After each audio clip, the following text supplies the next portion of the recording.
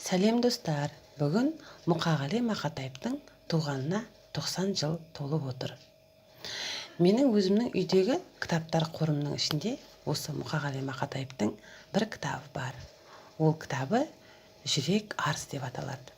Ішінде байқап қарап отырсам, бұл кітаптың ішінде өзінің қолымен жазылған өлеңдері бар. Қараңыз, кітаптардың көбінде бұндай берілмейді ғой. Ал бұл кітапта бар. Ал енді бұл кітаптың қалған беттерінде баспамен басылып шығарылған. Қараңыздар, ішінде өлең өте көп. Енді мен сіздерге бір айтайын дегенім, өзім 75-ші жылы дүниеге келдім. Мен туған жылы 5 мартта әдемі өлең жазған екен. Оның аты «Сүрініп кетпе» деген. Қараңыздаршы.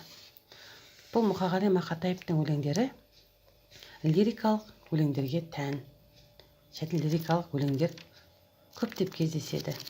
Әрбір өлеңін оқи арқылы біз әртүрлі мағлұмат аламыз.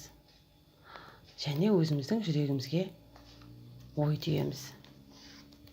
Сонымен қатар достар, Мұқағали Мақатаевтың 90 жылдық мерейтойы құтты болсын.